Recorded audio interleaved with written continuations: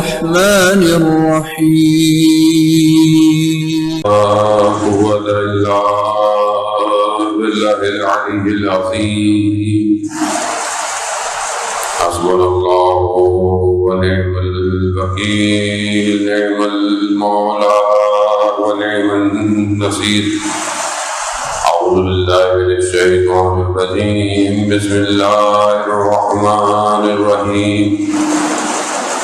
الحمد لله الذي يؤمن الخائفين وينجي الصالحين ويضع المستكبرين ويهلك مهلوكا ويستخلف آخرين. والصلاة والسلام على رسول ثقلين محبوب رب المشرقين والمغربين جد الحسن والحسين نبينا سيدنا أبي القاسم محمد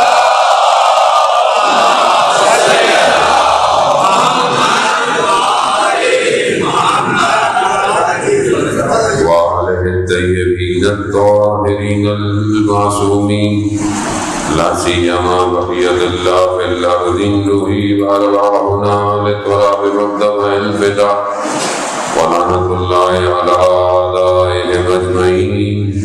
بسم الله الرحمن الرحيم. رب اشرح لي صدري ويسر لي أمري واحلل عقدة من لساني يفقهوا قولي. أما بعد فقد قال رسول الله صلى الله عليه وآله وسلم إن الحسين مصباح الهدى والسفينة النجاة. صلى الله عليه وسلم.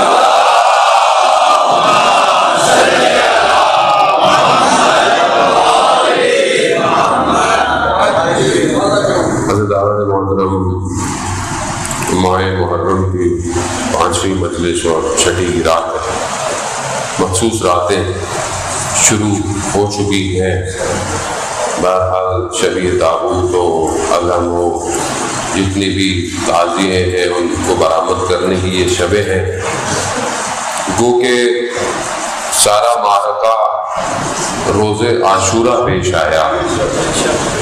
صبح سے لے کر عصر تک زہرا کا یہ گھرانہ لٹ چکا تھا، کیونکہ وہ وقت کہنے کو تو تھوڑا سا تھا لیکن طول تاریخ پہ چھا گیا، اور اس روز ہونے والے واقعات اور حوادث کو ہم ظاہر ہے اسی ایک دن بیان نہیں کر سکتے. نہ کسی کے قلم میں طاقت ہے نہ کسی کی زبان میں کہ اس واقعے کو بیان کرے. یہ تو امام زمانہ اجل اللہ تعالیٰ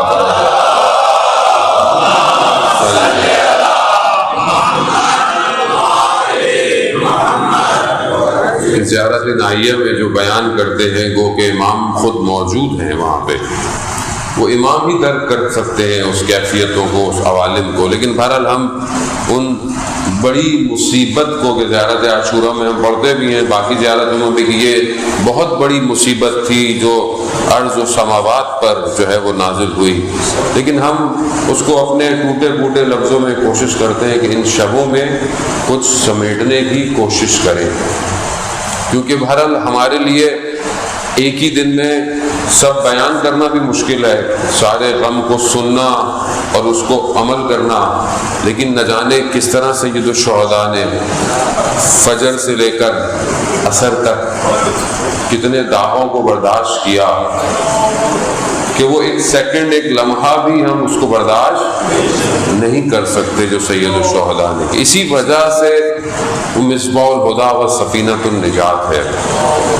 راوی بیان کرتے ہیں کہ ہر وقت یعنی ہر لمحہ عاشورہ کا جتنا گزرتا جا رہا تھا امام کے چہرہ اتنا نورانی ہوتا جا رہا تھا،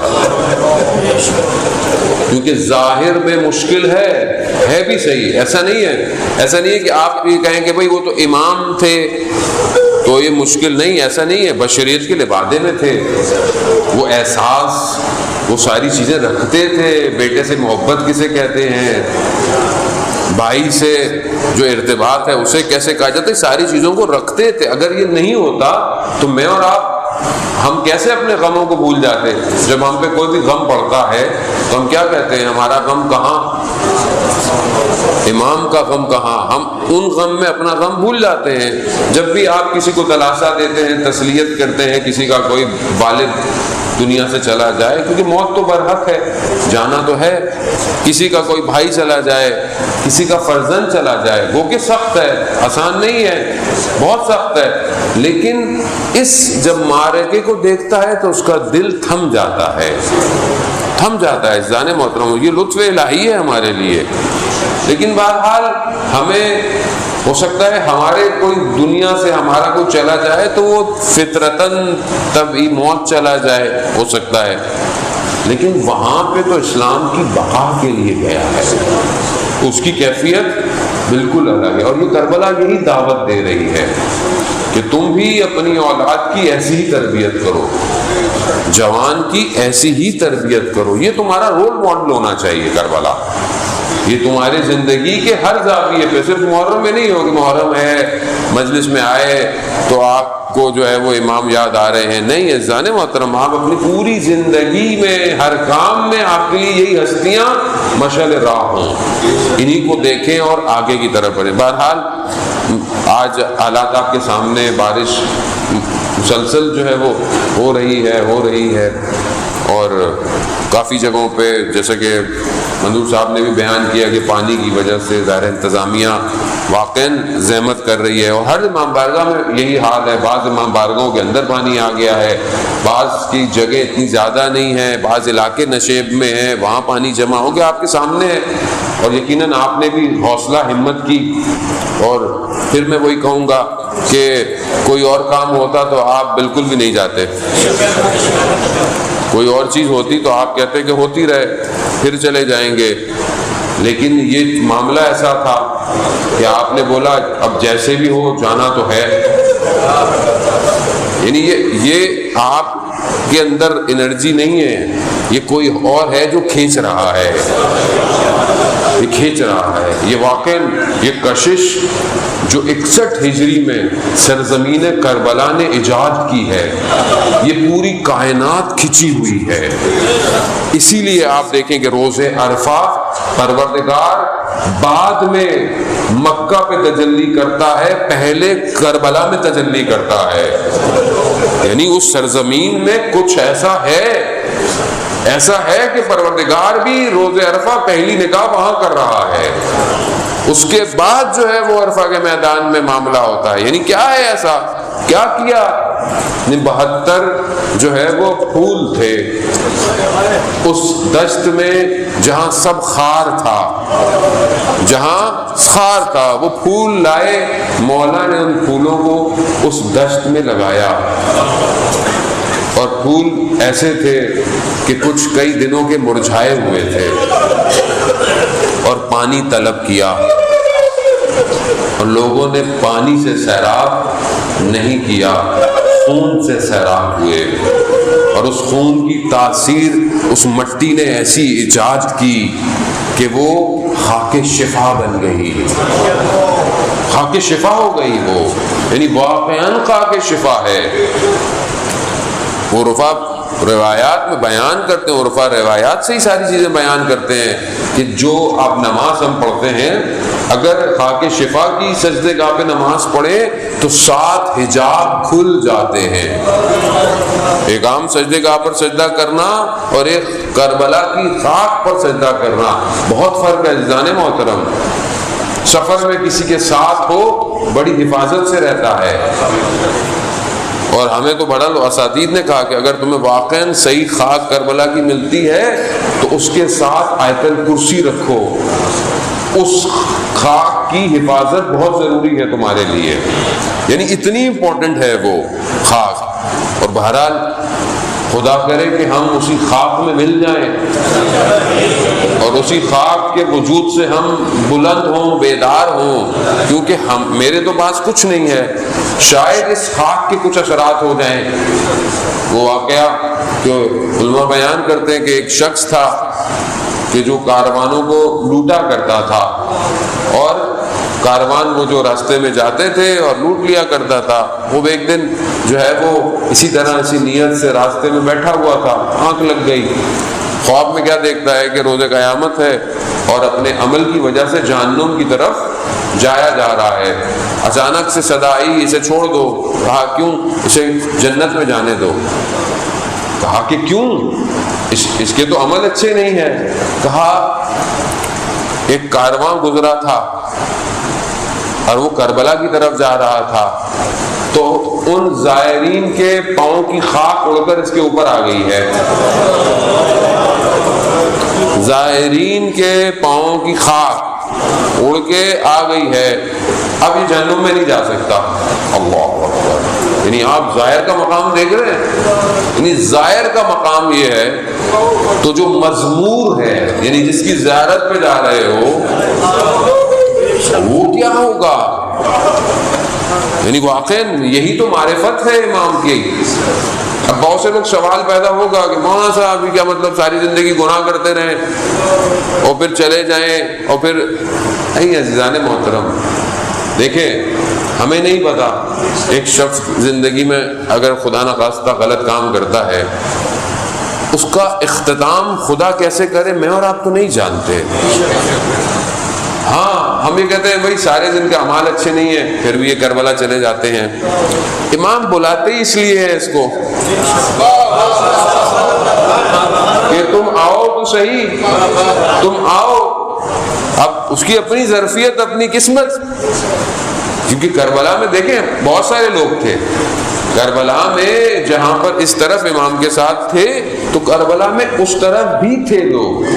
شرط کربلا میں پہنچنا کمال نہیں ہے، ہاں کربلا میں پہنچ کر امام کا ہو جانا کمال ہے۔ تو امام تو بلاتے ہیں آؤ، اگر ہمارے ہو جاؤ گے تو پھر ہم تمہیں لے جائیں گے، اور ایسا لے جائیں گے کہ نہ صرف تم جنت میں جاؤ گے بلکہ تم بھی کئی لوگوں کو لے جاؤ گے۔ اکیلے جانا کوئی کمال ہے؟ مجھے بتائیں۔ اکیلے تو اس دنیا میں آدمی کہتا ہے میں کھانا کھا رہا ہوں، چلے کسی اور کو بھی کھلا دوں، کچھ مجھے مل رہا ہے چلو میں اپنے بھائی کو دے دوں، اپنے دوست کو دوں۔ تو انسان فطرتاً اچھا ہے نا، ایسی کوشش کرتا ہے۔ جب آپ دنیا میں چیز تقسیم کرتے ہیں تو جب وہ مل رہا ہوگا تو وہاں آپ یہ نہیں سوچیں گے کہ یہ مجھے مل رہا ہے پروردگار، وہ میرے بھی تو دوست تھے، میرے بھی رشتہ دار تھے۔ روایات ہے حضرت محمد مصطفیٰ صلی اللہ علیہ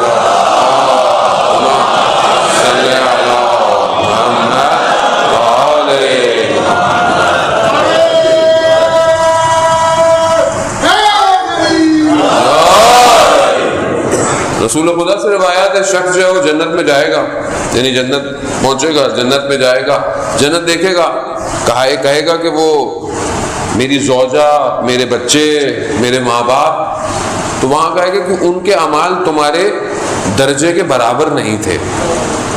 تو وہ کہے گا کہ پروردگار میں اچھے عمل کرتا تھا۔ کہاں تم اچھے عمل کرتے تھے مگر ان کے عمل ایسے نہیں تھے۔ بندہ خدا سے کہے گا پروردگار میں یہ ساری زحمتیں کرتا ہی اس لیے تھا کہ میں ان کو بھی کمال پہ پہنچا دوں۔ تو پروردگار کہے گا اس کے سب رشتہ داروں کو لے آؤ۔ تو یعنی آپ اگر کوئی نیک کام کر رہے ہیں تو کنجوس مت بنے، کیونکہ یہ یہاں پہ ہو سکتا ہے کم ہوگا، بلکہ یہاں پہ بھی کم نہیں ہوتا۔ یہ پھر رسول خدا کی حدیث ہے کہ جو تم اپنے پاس رکھتے ہو وہ کم ہے، جو اس کی راہ میں دے رہے ہو وہ کم نہیں ہے، وہ باقی ہے۔ تو یعنی یہ اسلام ہے، اصل میں یہی اسلام ہے، یہی سوشل سسٹم کی ریکوائرمنٹ ہے، یہی سب کچھ ہے۔ اگر معاشرہ ایسا ہو جائے تو پرواز چڑھ جائے گا، لیکن اگر ہم اپنی ذات سے باہر نکلیں، عزیزان محترم، ہم نے اس نور کو اجاگر کرنا ہے کہ جس بیت نور میں ہم داخل ہونے آئے ہیں۔ یہ جو چراغ ہے یہ چراغ ایسے روشن نہیں ہوگا۔ اس چراغ کو روشن کرنے کے لیے بہرحال ہمیں محاسبے کی ضرورت ہے، ہمیں اصلاح کی ضرورت ہے، ہمیں ان پردوں کو ہٹانا ہے کہ جس نے ہمیں گھیرا ہوا ہے۔ مولا متقیان حضرت علی ابن ابی طالب صلی اللہ علیہ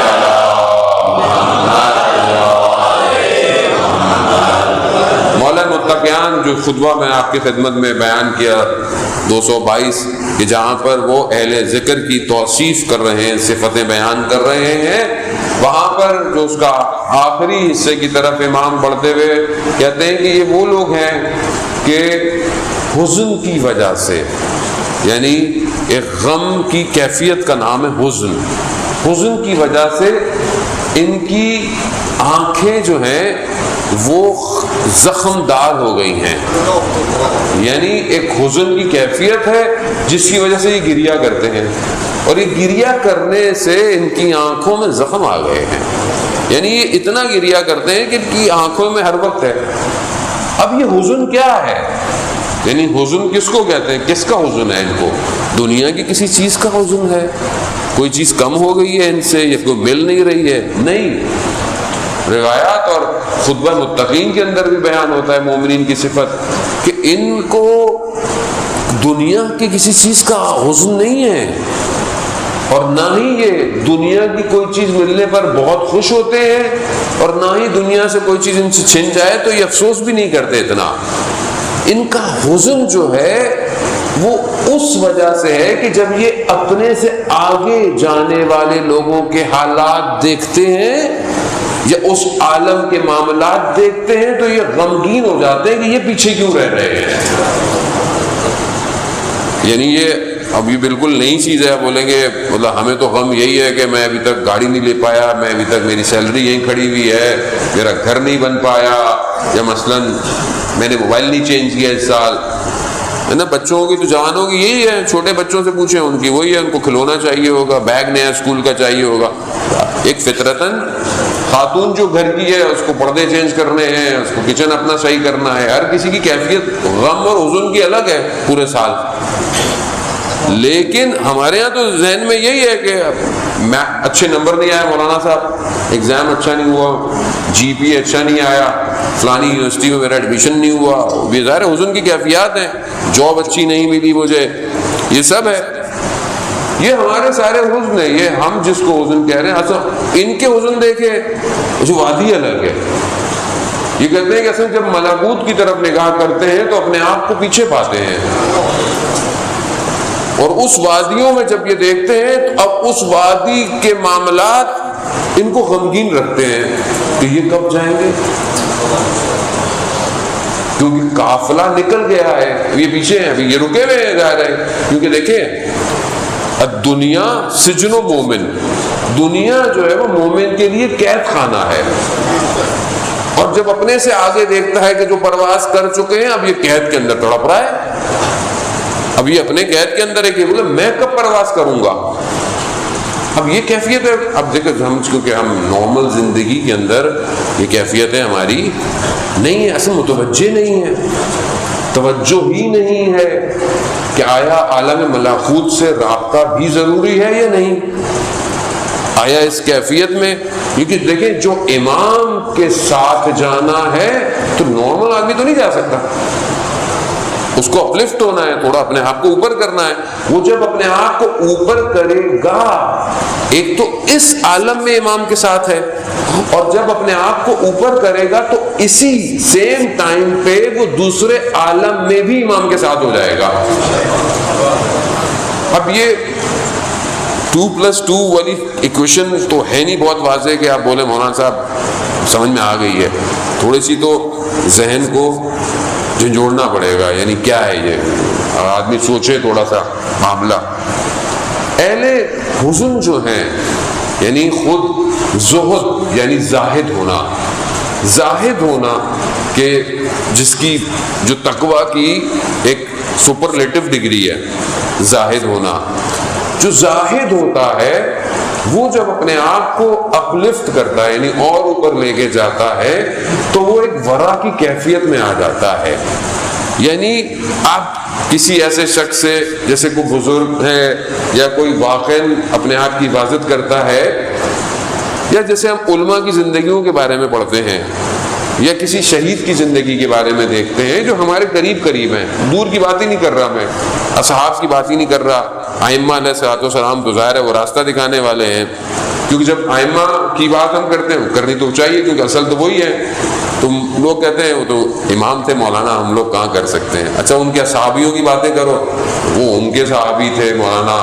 ابھی ہم لوگ اس دور میں جہاں پہ ہاتھ میں اسمارٹ فون ہے، پتہ نہیں کیا کیا ہے، یہ ہے وہ، ابھی اس زمانے میں. اچھا پھر نیچے آؤ، علماء کی بات کرو. پھر اچھا علماء بھی نہیں ہضم ہو رہے ہوتے تو پھر کیا کریں؟ تو پھر جوان شہیدوں کے واقعات سنانے پڑتے ہیں کہ بھائی یہ بھی تو اسی دور کے ہیں، ان کو بھی تو نظر آ ہی رہا ہے. اس کا مطلب ہے کہ معاملہ کھلا ہوا ہے، ہمیں نظر نہیں آ رہا. اب جب زاہد اپنے آپ کو اوپر لے کے جاتا ہے تو وہ ورا کے اندر آتا ہے. ورا اس کو یقین کی طرف لے کے جاتا ہے، یعنی وہ پھر ایک یقین کی منزل پر آتا ہے کہ جس کے ذریعے سے وہ عالم ملکوت کا مشاہدہ کرتا ہے. عالم ملکوت اس کے لیے واضح ہو جاتا ہے. ایک طالب علم، ایک شاگرد طالب علم تھا نجف میں، آیت اللہ قاضی رضوان اللہ تعالیٰ علیہ کا شاگرد. اکثر کہتا تھا کہ یہ استاد جو ہمارے آیت اللہ قاضی ہیں، سید قاضی، میں یہ قبرستان میں کیوں اتنی دیر بیٹھتے ہیں قبروں پہ؟ یہ ذہن میں اس کے سوال تھا. دوسرا، اب یہ رات کو اس کے ذہن میں سوال آ رہے تھے. دوسرا، یہ رات کو جو لیٹا ہوا تھا تو اس کی ٹانگیں جو تھیں وہ کتابوں کی طرف تھیں، تو اس کے ذہن میں سوال آیا مناسب ہے کتابوں کی طرف پاؤں پھیلا کے سونا؟ یہ بھی اس کے ذہن میں آیا. تیسرا، اس کو واپس جانا تھا اپنے گھر یا اپنے شہر وطن جہاں بھی چھٹی، تو آیا جاؤں یا نہیں جاؤں؟ اب یہ کنفیوز تھا. تو صبح یہ جیسے استاد کے پاس گیا، اس سے پہلے یہ پوچھتا. استاد نے کہا کہ دیکھو تمہارا شہر میں جانا ابھی فی الحال مناسب نہیں ہے، اور ادب کا تقاضا یہ ہے کہ کتابوں کی طرف پاؤں پھیلایا نہیں جاتا. اب تمہیں سمجھ میں آیا میں قبرستان میں کیوں بیٹھتا ہوں؟ یعنی کیا؟ یعنی اس عالم میں جو جا چکے ہیں ان کے مشاہدات، یعنی وہ آپ سے باتیں کریں. مولا متقیان گزر رہے تھے، آپ نے خود نہج البلاغہ میں پڑھا ہوا ہے، گزر رہے تھے تو گزرے تو امام تھے، امام کو تو سب پتہ ہے کون کیا قبر میں کیا ہو رہا ہے. تو اپنے برابر والوں سے بولا کہو تو میں ان کے احوالات تمہیں بتاؤں، خبریں دوں تمہیں کہ یہ کس مقام پر ہے، کیا مشکلات ہیں ان کی. مولا متقیان ظاہر ہے وہ جو علم تھا وہ خود اتنا علم کہ امام نے جا کر جو ہے وہ کنوؤں میں یعنی ٹرانسفر کیا. کیوں؟ لینے والا تھا ہی کوئی نہیں. جو ایک امام کے سر کے صحابی، یعنی امام کے جو بڑے رازدان صحابی تھے، جو بعض ان اماموں پیچھے پیچھے امام کے رہا کرتے تھے، یہ اسبق ابن نباتہ، ایسے صحابی کے جو امام سے قصب فیض کرتے تھے. نوف ابن بخالی، یہ راتوں کو امام کے ساتھ دیکھتے کہ امام کی کیفیت کیا ہے، امام عبادت میں کیسے ہیں، امام خدا کی بارگاہ میں سجدہ کر رہے ہیں، جو ہمارے تو بہرحال بیان کیا. لیکن پھر بھی وہ جو علم تھا کہ جو پیغمبر اکرم سے لیا، جو 1000 باب لیے، 1000 دروازے علم کے لیے، کہ ہر دروازے کے 1000 دروازے تھے علم کے، وہ لینے والا کوئی نہیں تھا، لینے والا کوئی نہیں تھا. ہمارا بھی یہی مسائل ہے. آج علم ہے ہمارے پاس، یعنی ظاہر ہے خود امام ظاہر میں نہیں ہے، لیکن اگر ہم اپنے اس کیفیت کو کہ جو ہم کوشش کر رہے ہیں بیان کرنے کی، کہ اگر ہم اس کو اپ لفٹ کر دیں، تھوڑا سا اوپر اٹھائیں اپنے آپ کو، اپنے زہد کو لے کر جائیں، تو ہمارے جو کیفیت ہوگی حزن کی، کیونکہ یہ حزن دنیا کا نہیں ہے، یہ حزن جو ہے وہ اس مقامات تک پہنچنے کے لیے غمگین کیفیت ہے کہ جہاں پر اگر کوئی شخص صحیفہ سجادیہ کی دعا کا ایک فراز پڑھتا ہے تو ساری رات گریہ کرتا رہتا ہے. وہ کیا فراز ہے؟ پروردگار تو جب میں اٹھایا جائے گا قبر سے تو شخص دائیں دیکھے گا بائیں دیکھے گا. صحیح دعا ابو حمزہ عثمالی ہے کہ دائیں دیکھے گا بائیں دیکھے گا، اس کے اوپر جو برڈن ہوگا یعنی جو بوجھ ہوگا، دیکھے گا کہ کوئی ہے جو میرا یہ بوجھ اٹھائے روز محشر. اور قرآن کی آیات بتاتی ہے کہ کوئی تمہارا بوجھ اٹھانے والا نہیں ہوگا.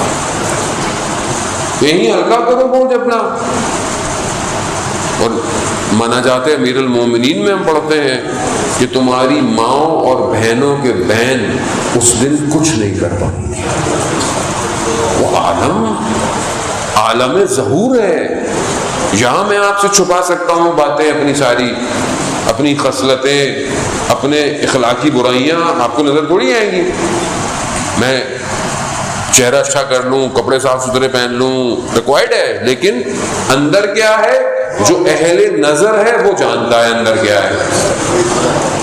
ہم شروع میں جب حوضے میں گئے تو کچھ استاد ایسے تھے کہ مطلب ہمیں محسوس ہوتا تھا کہ ان کو سب نظر آتا ہے، تو ہم ڈرتے تھے کہ جو رات کو غلطی کی ہے اب وہ جائیں گے تو یہ تو اب شرمندگی ہے نا. دیکھیں مطلب آپ جو ہے وہ کوئی بھی کوتاہی کریں، اور مثال کے طور پر بچہ ہوم ورک کر کے نہیں آئے اسکول کا، گھر سے نہیں آئے، تو کیا کرتا ہے؟ چھپتا ہے، شرماتا ہے، تھوڑا بہانے کوئی کچھ کرے گا کہ کچھ ایک بات ہی نہ ہو. تمہارا استاد ہے، استاد ٹیچر تو پوچھے گا بیٹا ہوم ورک، اب وہ بہانے بنائے گا. تو اچھا وہاں ان معاملات میں تو استاد پوچھتا تھوڑی ہے، نہ آپ چھپا سکتے ہیں. آیت اللہ باؤدینی رضوان اللہ تعالیٰ علیہ کا شاگرد کہتا ہے کہ میں گھر سے باہر نکلا درس کے لیے، بارش تھی جیسے یہاں ہو رہی ہے، گاڑی گزری، پانی کی چھینٹیں میرے لباس پر آئیں، تو میں نے اس ڈرائیور کو بولا بھلا کہہ دیا. بہرحال طالب علم تھے، برے بھلے میں بھی لفظ اچھے ہی بولے ہوں گے لیکن برا بھلا بول دیا. میں گیا لباس چینج کیا، جیسے ہی پہنچا تو کتاب پہ کچھ لکھ رہے تھے، سر نہیں اٹھایا انہوں نے کہا کہ دیکھو اگر اس ڈرائیور نے غلطی کی تھی تو تم نے کیوں غلط الفاظ استعمال کیے؟ آپ وہاں وہ کہہ رہا ہے وہاں نہ کوئی کھڑا ہوا تھا، نہ کوئی کیمرے تھے، نہ کوئی آج کل کی دور موبائل تھے کہ کوئی دیکھ رہا ہے. کیا ہے یعنی جو کر رہے ہو سب دیکھا جا رہا ہے. اور قرآن کہہ رہا ہے سورہ توبہ میں، قرآن کہہ رہا ہے رسول ان سے کہہ دو عمل کیے چلے جائیں، اللہ رسول مومنین کی جماعت دیکھ رہے ہیں، دیکھ رہے ہیں. ایسا نہیں ہے دیکھیں گے، دیکھ رہے ہیں. اور اگر آپ کوئی بھی عمل کرتے ہیں تو جب آپ عمل کریں گے تو میں دیکھوں گا، کیونکہ آپ عمل کریں گے میرے سامنے نظر آئیں گے، میں آپ کو دیکھوں گا. ان کا معاملہ ایسا نہیں ہے، یہاں ارادہ کیا انہیں پتہ چل جائے گا کر کے آ رہے ہیں. اس لیے تو کہہ رہا ہے قرآن کے اعمال بالنیات، اگر اچھی نیت ہوگی تو ریوارڈ ہم تمہیں دے ہی دیں گے. اس کا مطلب ہے کہ وہ اندر سے واقف ہیں، اندر سے واقف ہیں. جتنا چھپا لیں آپ ان سے چھپا نہیں سکتے. امام کا مشہور واقعہ امام موسیٰ کاظم علیہ السلام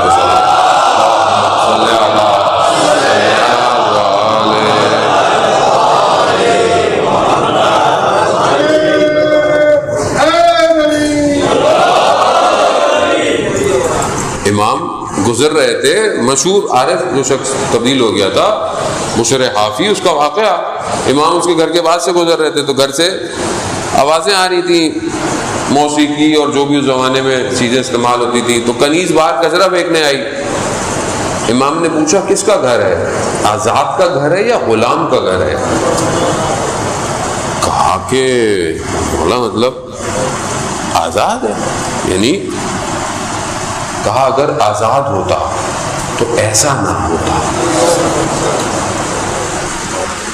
اور اگر بندہ ہے تو بندہ اس کا ایسا نہیں ہوتا. جب یہ اندر آئی تو کہا کہ کیوں دیر ہوئی؟ کہا ایسا ایسا ہے. وہ امام جا رہے تھے تو انہوں نے پوچھا کس کا گھر ہے؟ آزاد کا ہے غلام کا؟ کہا آزاد ہے. کہاں غلام ہوتا اس کا ایسا.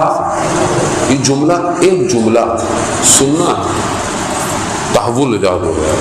ننگے پاؤں دوڑتا ہوا امام کے پیچھے بھاگا اور کہتے ہیں وہیں اس نے توبہ کی. اور کہتے ہیں بعض جگہ کہتے ہیں کہ پھر اس کے بعد ساری زندگی کیونکہ ننگے پاؤں گیا تھا تو جوتے نہیں پہنے، اور جہاں سے گزرتا تھا جانور بھی ان راستے کو صاف رکھتے تھے، گندگی نہیں کرتے تھے. یعنی امام یہ ہے، امام ایک جملہ ایک نگاہ، یہ ہمیں دعوت دیتے ہیں یہ اہل ذکر ہو جاؤ، اپنے وجود کو صحیح کرو، حزن کی کیفیت رکھو. زندگی میں کیا ہے اگر کبھی رات کو اڑ جائے آدمی؟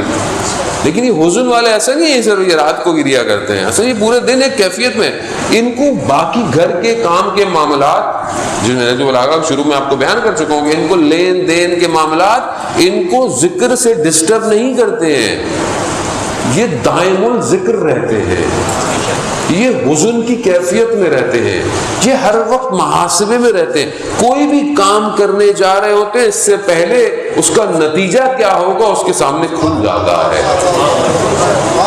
یعنی آپ سمجھ رہے ہیں اب یہ کون لوگ ہیں؟ یعنی اگر آپ آج کی ٹیکنالوجی کی دنیا میں دیکھیں تو یہ کوئی بہت ہی زبردست الیکٹرانک ٹیسلا کی گاڑی ہے کہ جو بغیر ڈرائیور کی چلتی ہے، جس کے کیمرے عجیب سے ہیں، جس کا انٹرنیٹ بھی الگ ہے، بالکل ڈیفرنٹ ہے یہ، یعنی خود پارک ہو جاتی ہے، کسی سے ٹکراتی نہیں ہے، پیٹرول کے بغیر چلتی ہے۔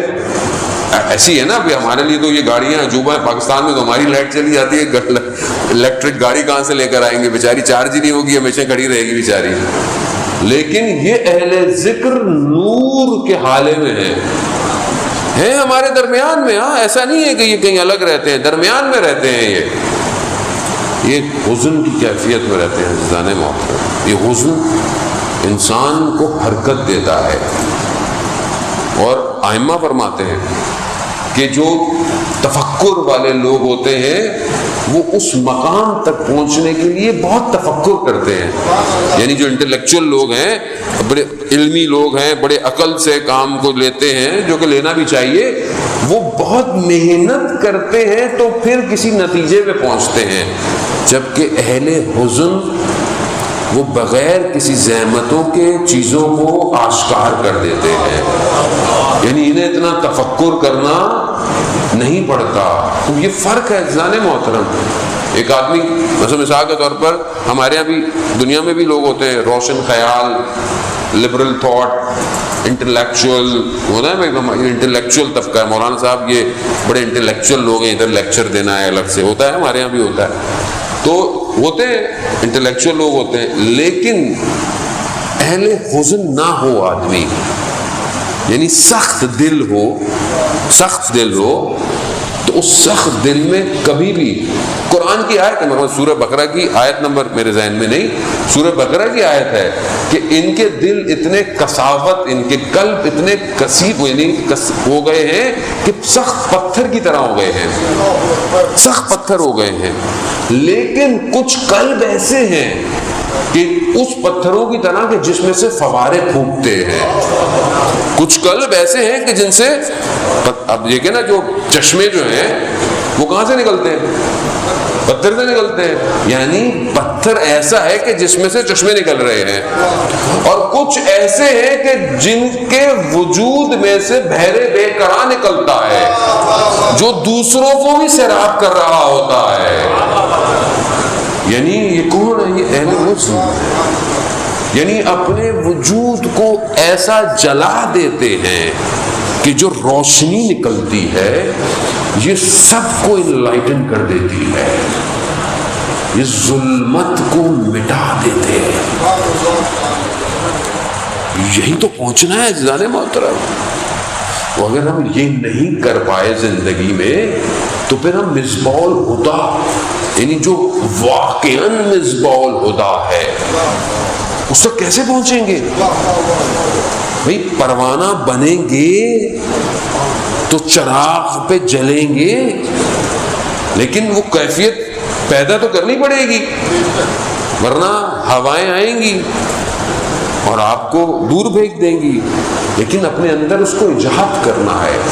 اب یہ جو اہل حزن ہے، کیونکہ دیکھیں جو اصل چراغ ہے، میں نے آپ کو بتایا قرآن کی آیت سورہ نور میں کہ مشکات، اور مشکات میں جو ہے وہ ایک قندیل ہے، اس مشکات کو مفسر کہتے ہیں وہ رسول خدا ہیں، میں نے آپ کی خدمت میں بیان کر چکا ہوں، اور اس میں جو قندیل ہے، جو مصباح ہے، وہ امام حسین علیہ السلام ہے۔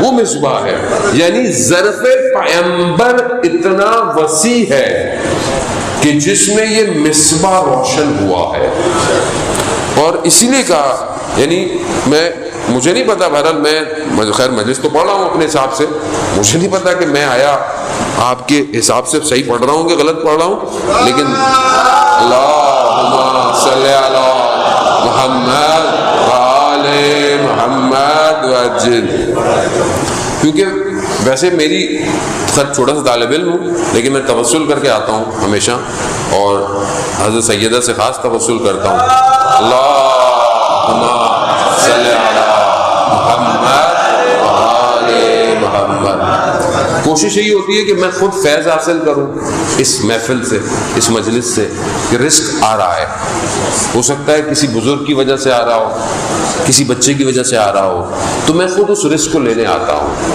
یہ کوشش ہوتی ہے کہ کوئی ایسی چیز ہو، متوقع ہو، یعنی واقعہ ہو، یعنی صرف بات نہ ہو، یعنی حادثہ پیش آئے کوئی، اور یہ حادثہ یا آپ کے قلب پہ پیش آئے یا میرے قلب پہ پیش آئے، اور یہ حادثہ ہوگا تو پھر ہم اس نور میں اندر آئیں گے، کیونکہ اتنا عرصہ ہو گیا زندگی میں امام کو دیکھ ہی نہیں پا رہے ہیں، کب دیکھیں گے؟ کوئی حادثہ ہونا ضروری ہے، تو اصل یہی ہے کہ ہم اس حادثے کی طرف بڑھیں، اس واقعے کی طرف بڑھیں۔ عزیزان محترم، یعنی یہ ہم سنتے رہتے ہیں حسین منی وانا من الحسین، ہم سنتے رہتے ہیں، لیکن کائنات کے اس وجود میں کہ جہاں پروردگار نے سب خلق کیا اور پھر اس مخلوقات کو سب سے پہلے خلق کیا، اس کے بعد یہ ساری مخلوقات ہوئی، اس پورے عالم میں پہلی مخلوق رسول کی ذات، وہ جو نور کی کیفیت وہ الگ ہے، ان کا معاملہ، وہ جو ان کا خلقت نوری ہے وہ الگ ہے، پھر بشریت کے لبادے میں آنا وہ الگ ہے، لیکن اتنی بڑی ذات یہی ہے، یعنی رسول خدا کی ذات ہے۔ حبیب خدا ختم الانبیاء صلوات اللہم صلی علی محمد وآل محمد۔ اب اس جو خالق خود کہہ رہا ہے کہ یہ میرا محبوب ہے، خالق کو محبت ہے اپنے اس محبوب سے، اس محبوب کے واسطے سب کو بھیجا، حدیث قدسی ہے کہ میں نے خلق کی آپ کو، اگر میں آپ کو خلق نہیں کرتا تو میں کائنات کو خلق ہی نہیں کرتا۔ اب یہ جو مخلوق ہے خدا کی پسندیدہ، یعنی اس سے بیسٹ کوئی ہے ہی نہیں، روز قیامت میں تمام انبیاء اپنی امتوں کو شفاعت کریں گے، اور تمام انبیاء کے لیے رسول خدا ان سب کو شفاعت کروائیں گے۔ اس وجود میں وہ ظرفیت کہ جس نے اس مصباح کو رکھا، یعنی آپ پہنچنے کی کوشش کریں کہ حسین کیا ہے، کیا ہے حسین، یعنی ایک ایسی ہستی کو کریٹ کیا اور اس ہستی کے اندر یہ مصباح ہے، تبھی تو کہا حسین منی و انا من الحسین، حسین مجھ سے ہے میں حسین سے ہوں، یعنی جہاں جہاں میں ہوں گا حسین کی اجازت۔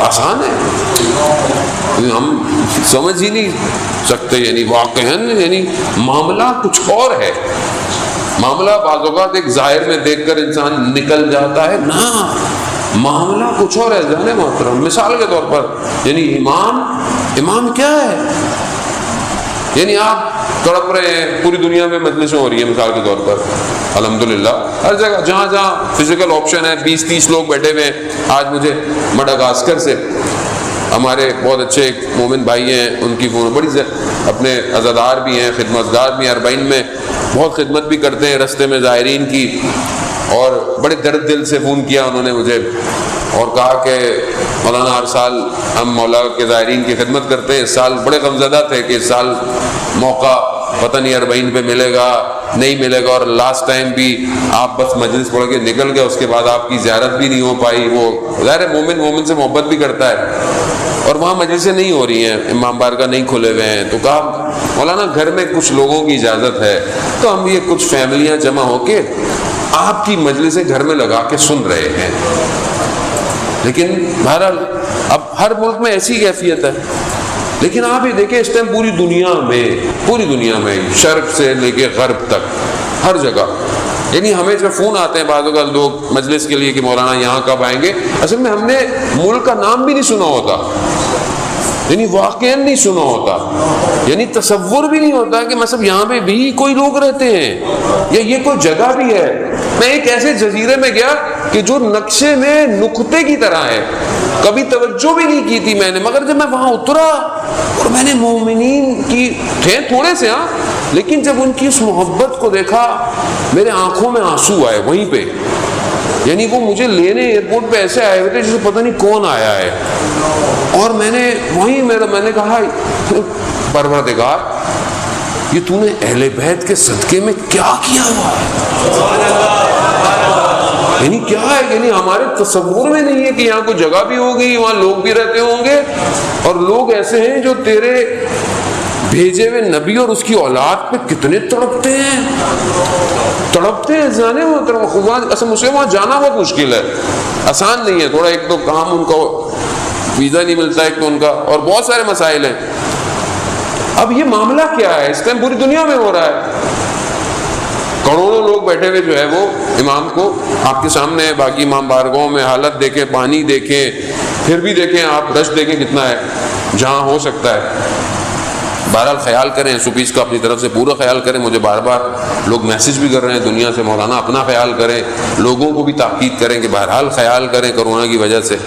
لیکن کیا چیز ہے پوری دنیا میں کہ یہ کھینچ رہی ہے صرف ایک نام کے صدقے؟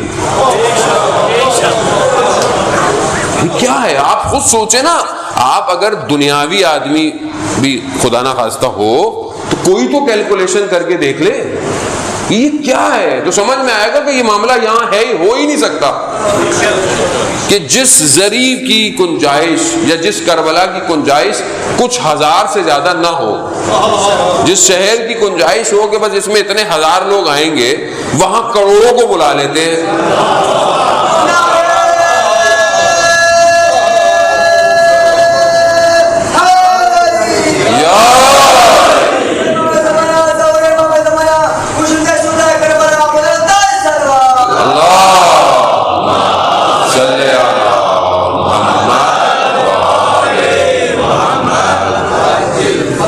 وہاں پر ہزاروں میں بہت ہوا، لاکھ، اس سے زیادہ کیا ہوں، شہر میں کتنے لوگ، لیکن کروڑوں لوگ سما رہے ہیں، یعنی سما رہے ہیں، آ رہے ہیں، کوئی بھوکا نہیں رہتا، اور اتنا کھانا ہوتا ہے کہ کہتے بھائی چاہیے ہی نہیں۔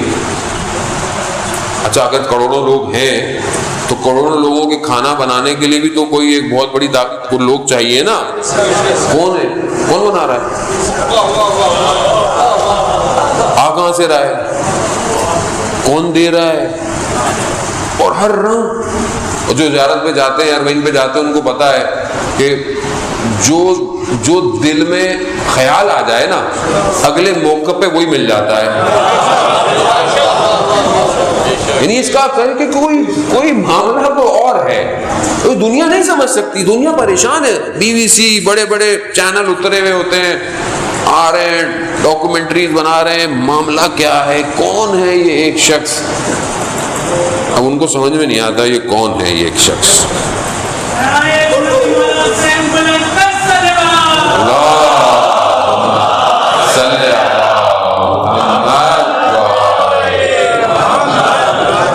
نہیں پتا کہ یہ معاملہ صرف دنیا کا نہیں ہے، یہ جتنے دنیا کے عالم ہیں کائنات میں یہ سب جھکے ہوئے ہیں اس طرف، اور یہ خدا نے کہا ہے، امام حسین نے سب کچھ دے دیا، اب خدا کی جتنی خدائی تھی کہا کہ لو حسین تمہارے لیے ہے، تمہارے لیے ہے، تبھی تو آپ دیکھیں یعنی کھینچ رہی ہے، سب کی نگاہیں راستے میں چلتے ہوئے کربلا کی طرف ہوتی ہیں، یعنی ذریعہ مطہر کی طرف ہوتی ہیں، یا یوں کہیں کہ امام حسین علیہ السلام کی طرف ہوتی ہیں، سب کی نگاہیں، یعنی سب یہی کہہ رہے ہیں کہ ہماری نگاہ وہاں ہو، ہمیں امام دیکھ لے، کروڑوں لوگ، اچھا جو نہیں جا پاتے وہ اپنے گھروں سے دیکھ رہے ہوتے ہیں، تو لائیو ہوتا ہے نا سب کچھ، دیکھ رہے ہیں، نہیں جا پائے، تمنا ہے، دل ہے، یعنی ہر چیز کھچی ہوئی وہی ہے. یعنی ایسا کوئی شخص کہ جس کے دل میں محبت اہل بیت ہو، اس کا دل مائل نہ ہو کربلا کی طرف. یعنی ہے کیا تھا، خریدا، بنایا، سجایا، کس سے سجایا، کس چیز سے سجایا ہے اس کو امام، کیا سجایا ہے آپ نے؟ اور جب ہم امام کو دیکھ رہے ہیں، یعنی پوری دنیا کائنات امام کو دیکھ رہی ہے، امام کس کو دیکھ رہے ہیں؟ اس پروردگار کو. تسلیما لامرہ رضن بقضائہ، یعنی ایک امام پوری کائنات کو خدا کی طرف بھیج رہا ہے. یہ معاملہ یہی ہے عزیزان محترم کہ جب تک یہ اندر روشن نہیں ہوگا اسے یہ نظر نہیں آئے گا یہ ہے کیا، کربلا میں کیا ہے. یہ مادہ پرست شخص نہیں سمجھ سکتا کہ جو، کیونکہ دیکھیں خود اہل بیت نے کہا ہے کہ ہم تمہارے دل میں ایک ہی چیز رہ سکتی ہے، یا ہماری محبت یا غیر کی محبت. اب غیر کچھ بھی ہو سکتا ہے، غیر کوئی شخص ہو، کوئی مال ہو، کوئی اولاد ہو، کوئی دنیا، وہ چیزیں جو ہم سے دور کرنے والی ہیں، ہو ہی نہیں سکتا.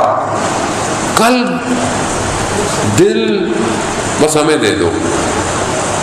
یہی وجہ کہ کتنے صحابی شڑ امام کی خدمت میں آیا وہ کہتا اللہم صلی علی محمد.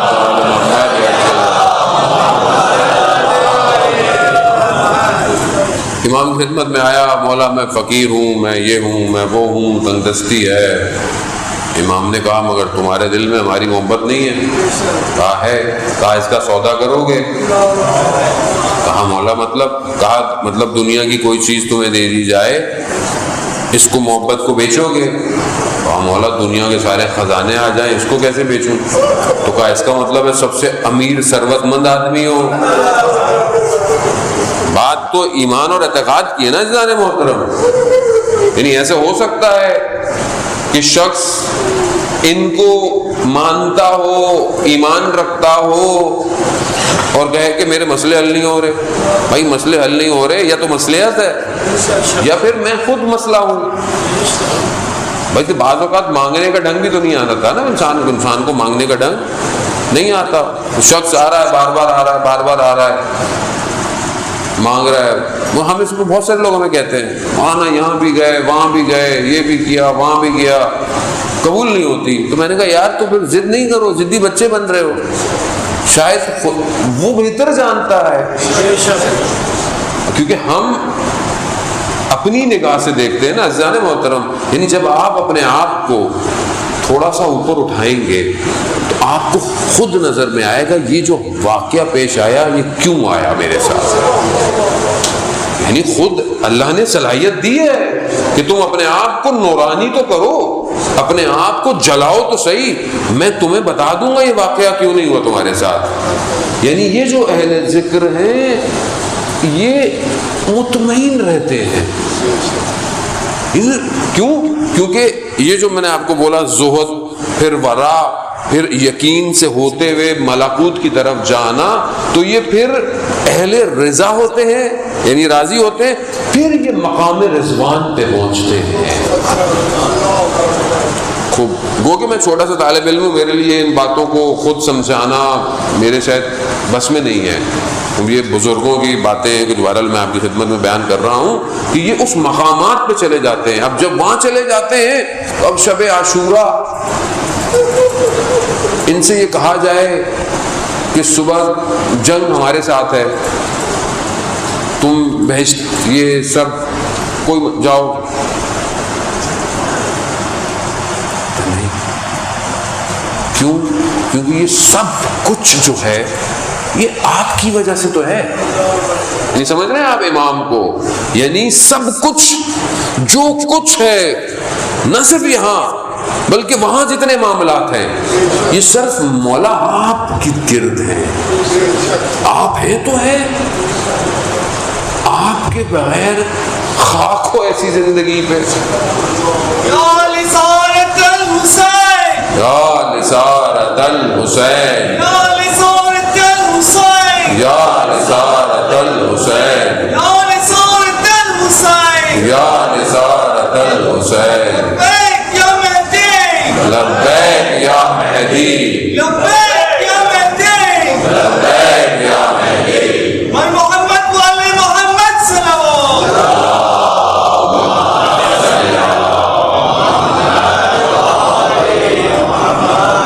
عزیزان محترم، خوب یہ مقامات کو طے کرنا ہے. یہ سیر ہے اس وادی میں. انسان سیر پہ جاتا ہے، ٹریول کرتا ہے، یہ سیر ہے اس وادی میں. اس وادی میں آؤ، اہل بیت دعوت دے رہے ہیں، تم اس وادی میں آؤ، پھر ہم تمہیں لے کے جائیں گے. اب ظاہر ہے اس وادی میں جانے کے لیے انسان کو یہ اپنے تعلقات، اپنے رابطے اس دنیا سے کاٹنے ہیں. ایسا نہیں ہے، میں نے پہلے بھی عرض کیا کہ ہمارا ایسا مذہب نہیں ہے کہ آپ پہاڑوں میں چلے جائیں، راہب بن جائیں. نہیں، اسی سوسائٹی کمیونٹی کو رہتے ہوئے. کیوں؟ کیونکہ بہرحال یہی سوسائٹی کو اپ لفٹ کرنا ہمارا کام ہے. لیکن ظاہر ہے اس سوسائٹی کو اپ لفٹ کرنے کے لیے کچھ کو تو جلنا پڑے گا نا. کچھ جلیں گے، روشنی دیں گے. جب یہ روشنی دیں گے تو باقیوں کو راستہ نظر آئے گا. اب یہ آپ کو طے کرنا ہے کہ میں جلوں یا میں کسی کا انتظار کروں کہ کون مجھے روشنی دکھائے گا. اب یہ آپ کے اپنے اوپر ہے کہ اب آپ کیا مانگتے ہیں، اب آپ کتنی ظرفیت ہے، چاہتے کیا ہیں ان سے. 32 سال کا جوان ہے، شہید ہے، اور بہت پرانا نہیں ہے، کچھ سال پہلے مجھے بھی توفیق ہوئی اس کے جنازے میں جانے کی. جس دن وہ شہید ہوا اتفاق سے میں اسی شہر میں تھا. اپنی حساب سے، اپنے پروفیشن کے حساب سے، اپنی اس انڈسٹری میں برین ہے، دماغ ہے، جس کی وجہ سے شہید کیا گیا. سائنٹسٹ ہے، 32 سال کا، شہید ہو گیا. شہید کر دیا دشمن نے. رہبر انقلاب ان کے گھر گئے، ان کے والدین کو افسوس کرنے یا خوشی مبارکباد دینے کہ بہرحال جانا تو ہے، شہید ہے، شہید کی فیملی ہے. تو کہا کہ آپ کے بیٹے میں 2 خصوصیتیں تھیں. ایک تو یہ کہ وہ اپنی فیلڈ کا بہت سٹرونگ پڑھا لکھا تھا، جس کی وجہ سے اسے شہید کر دیا گیا. لیکن دوسری خصوصیت اس سے بڑھ کر تھی، یہ رات کی تاریکی میں خدا کا بہترین بندہ تھا. 32 سال کا، 32 سال کیا ہوتی ہے، کیا ایج ہے 32 سال. رات کی تاریکی میں خدا کا بہترین بندہ تھا. اور کہا کہ روز قیامت روز ظلمت ہے، یعنی روز قیامت میں روز اندھیرا ہے نا، سورج تو نہیں ہے. مایوسی، یاس ہے، حسرت کا دن ہے اور اندھیرا ہے. اور کہا کہ کچھ لوگ اس دن ایسے ہوں گے کہ جن کے وجود سے نور نکلے گا، اور وہ اپنے نور میں کئی لوگوں کو وہ سفر کروائیں گے قیامت کا. کیونکہ آپ کو پتہ ہے نا کہ 50 مقامات ہیں جہاں پر وقوف ہیں، اور بہرحال پھر سفر ہے. وہ معاملہ کوئی اور ہے، وہ دنیا، وہ ہر چیز ہی الگ ہے. وہ وہاں پہ بدن کی کیفیت الگ ہے. تو کہا وہ جو کچھ لوگوں کے نور نکلے گا اور لوگ اس روشنی میں وہاں سفر کریں گے. کہا آپ کا بیٹا ان میں سے ایک ہے. یعنی اتنی کم عمر میں آدمی اس مقام پہ پہنچ سکتا ہے، پہنچ سکتا ہے. راستہ کھلا ہوا ہے. اور یہ کیسے پہنچتا ہے، یہ جو جوان ہے یہ کیسے پہنچتا ہے؟ کیونکہ اس نے کربلا کے ایک جوان سے راستہ دیکھا ہے. اللہ اکبر. کربلا کہ جہاں ہر طرح کے لوگوں کا ذکر ہے، وہاں ایک ایسے جوان کا ذکر ہے کہ دنیا کی ساری جوانیاں اس پہ قربان ہو جائیں.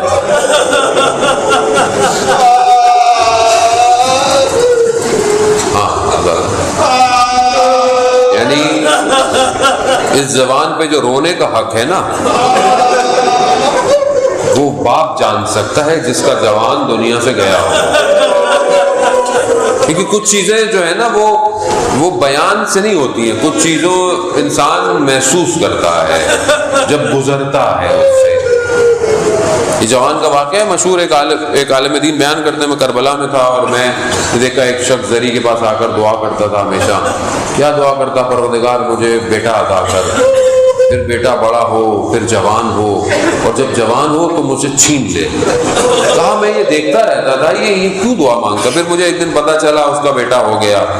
پھر میں اس کو بیٹے کو بازار میں دیکھتا رہا، اتنا بڑا ہوا، اور میں بہرحال یہ انتظار کرتا رہا. میں ایک دن وہیں پہ تھا کہیں تو مجھے پتا چلا اس کا بیٹا جوان ہو گیا اور جوان ہو کر دنیا سے چلا گیا، موت واقع ہو گیا. میں پہنچا وہاں پہ، میں نے جا کے دیکھا کہ یہ جو دعا مانگتا تھا یہ کیوں مانگتا تھا.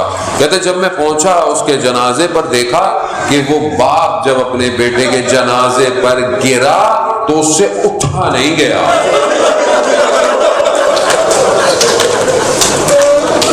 تو وہ کہتا ہے کہ میں یہی دیکھنا چاہتا تھا کہ روز عاشورہ حسین اٹھے کیسے ہیں.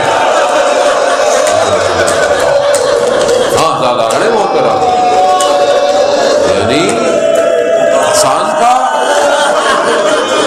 نہیں ہے آسان. یعنی کہا جاتا تھا کہ جب ہم رسول امام حسین علیہ السلام کو اپنے نانا سے محبت تھی نا بہت ظاہر، نانا نے پالا تھا، بڑا کیا تھا، فرزند تھے. کہا کہ جب ہمارا دل اداس ہوتا تھا کہ ہم اپنے نانا کی آواز سنیں تو ہم علی اکبر کی آواز سنتے تھے. خلق میں، خلق میں، منطق میں، یعنی دیکھنے میں، اپنے اخلاق میں، ہر چیز میں شبیہ پیغمبر ہے. اور اب یہ جب آ رہے ہیں تو یہ باپ بیٹا آ رہے ہیں، راستے میں بیان ہوتا ہے کہ امام کی آنکھ لگ گئی اور امام جب بیدار ہوئے تو امام نے کہا انا للہ و انا الیہ راجعون. تو بیٹے نے پوچھا بابا کیا ہو گیا، کیوں آپ نے یہ کلمہ جو ہے وہ بلند کیا؟ کہا میں خواب میں تھا تو میں نے دیکھا منادی ندا دے رہا ہے کہ موت تمہارے پیچھے پیچھے ہے. اب یہ فطرتاً تقاضا ہے نا کہ اگر آپ کسی کو کوئی حادثہ بتائیں کہ حادثہ ہونے والا ہے تو وہ جوان یہی کہے گا کہ ہم بچیں کیسے، ہم کریں کیا، ہم کس طرح بچ سکتے ہیں. یہی نہیں کہا الاسلام من الحق، کیا بابا ہم حق پہ نہیں ہیں، کیا ہم حق پہ نہیں؟ کہا نہیں بیٹا ہم حق پر ہے. تو کہا بابا کیا فرق پڑتا ہے، موت ہم پہ آ پڑے یا ہم موت پہ جا پڑے. ہاں زیادہ محترم وہ بھی علی اکبر ہے. علی اکبر کی جو ایک اور خصوصیت تھی وہ یہ تھی کہ راستے میں جب اہل حرم میں بے چینی ہوتی تھی نا مستورات میں تو مولا علی اکبر کو بھیجا کرتے تھے. مولا علی اکبر کو بھیجا کرتے تھے کہ جاؤ، علی اکبر سے سکون تھا اہل حرم کو. ہاں دادانا نے محترم وقت یقیناً زیادہ ہو گیا، میں نے آپ کا زیادہ وقت لے لیا، لیکن بہرحال یہی چند راتیں ہیں اور بہرحال گریا کر لیں، نہیں پتا کل نصیب ہو یا نہ ہو، شاید یہی ہمارے لیے شفاعت کے لیے آخری آنسو بن جائیں. اب جب روز عاشور آئی، بس میں تیزی سے آگے کی طرف بڑھتا ہوں، شبیہ تابوت برآمد ہونا ہے. جب اب روز عاشور آئی، جب سب اصحاب چلے گئے تو اب مقاتل یہی کہتے ہیں کہ سب سے پہلا بنی ہاشم علی اکبر. بھئی یہ بھی ہو سکتا ہے نا کہ کیوں ہو سکتا ہے کہ کیوں علی اکبر کیوں، تاکہ ہو سکتا ہے کل کسی کے ذہن میں خیال آ جائے کہ اپنے بیٹے کو نہیں بھیجا پہلے، ایسا ہو نہیں سکتا. لیکن پہلے اپنا لخت جگر گیا. اب امام نے تیار کیا، سوار ہوا علی اکبر. بس چند مراحل ہے، بس آپ کا گریہ قبول ہوا، آپ نے پرسا دیا، آپ کو مولا اس کا اجر دے. بس سوار کیا اور رخصت طلب کی. علی اکبر کی سواری تھوڑا آگے گئی. علی اکبر نے دیکھا کہ پیچھے کوئی چل رہا ہے. جب مڑ کے دیکھا تو دیکھا بابا ہے. کہا یا بنیا، محلن یا بنیا، تھوڑا آہستہ بیٹا، تھوڑا آہستہ. کہا بابا ابھی تو رخصت ہوا ہوں. کہا ہاں بیٹا. ہائے غربت امام حسین، یعنی 18 سال کا خزانہ جا رہا ہے. کہا بیٹا، کہا بابا ابھی تو ملا ہوں. کہا ہاں بیٹا، مگر ایک کام یہ کرو کہ جب تک ممکن ہو مڑتے ہوئے دیکھتے جانا بیٹا. آئے باپ کی غربت. ہاں آزاداران محترم، یہ علی اکبر ہے. یعنی بھیجتے وقت امام حسین نے کہا کہ پروردگار گواہ ہے نا، میں اس پوری امت میں اس کو بھیج رہا ہوں جو اپنے خلق اور منطق میں پیغمبر کے جیسا ہے. بھیجا. علی اکبر گئے. کہا جنگ لڑی، خوب بنی ہاشم ہے، عباس کا شاگرد ہے، لڑی جنگ، علی ہے، لڑی. مقاتل کہتے ہیں کہ علی اکبر واپس آئے. کہا علی اکبر کیوں آئے؟ بس اگر محسوس کر سکے نا کسی باپ کی مجبوری کو، تو یہاں دیکھیے گا علی اکبر نے کہا بابا لڑ کر اور ذرا کی گرمی نے پیاس کی شدت بڑھا دی ہے. اگر تھوڑا پانی مل جاتا نا تو میں بتاتا جنگ کسے کہتے ہیں. لیکن ہائے غربت حسین، پانی کہاں کربلا میں. کہا علی اکبر جاؤ، اب واپس نہیں آنا، اب تمہیں تمہارے جد سیراب کریں گے. ہاں آزاداران محترم، بس آپ نے گریہ کیا. علی اکبر گئے. مقاتل بیان کرتے ہیں کہ تیر آیا، گردن پہ لگا، علی اکبر نے کھینچا، خون کے فوارے نکلے. علی اکبر سنبھل نہیں پاتے، ایسے میں لعین نے چھپکے سے ایک نیزہ مولا کے پشت پر